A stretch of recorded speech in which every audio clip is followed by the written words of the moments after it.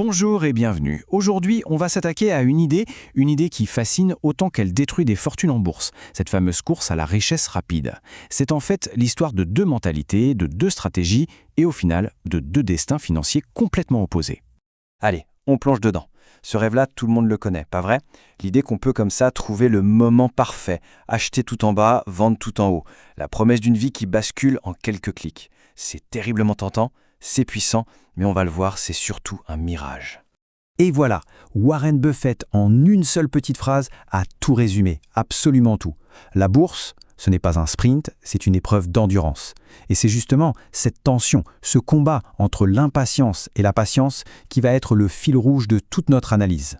Alors commençons avec notre premier personnage, l'investisseur impatient.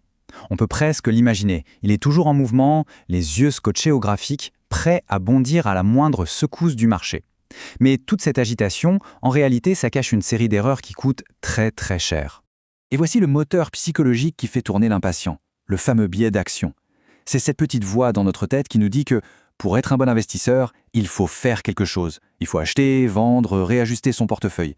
Rester immobile, ça passe pour un aveu d'échec. C'est une illusion incroyablement puissante et surtout incroyablement destructrice.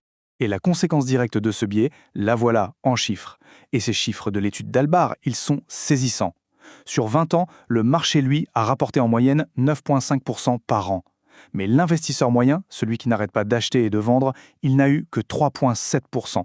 Cet écart, ce gap de presque 6%, ce n'est pas le marché qui l'a pris. Non, c'est le coût des mauvaises décisions, de l'agitation, bref, de l'impatience.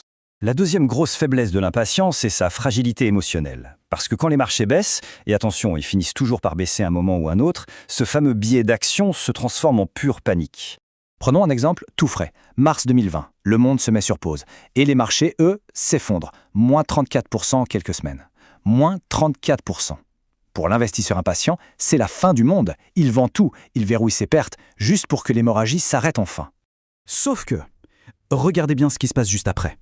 Dans les 12 mois qui ont suivi, le marché n'a pas seulement récupéré ses pertes, il a explosé de 68%.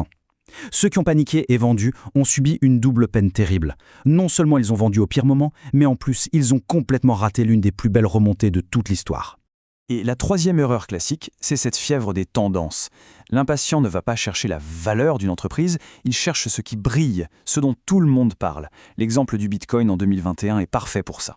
Poussé par la peur de rater le train, le fameux FOMO, il achète au sommet quand c'est dans tous les journaux. Et forcément, un an plus tard, il se retrouve avec des pertes colossales. Suivre la foule, c'est la quasi-garantie d'arriver trop tard à la fête. Bon, maintenant, changeons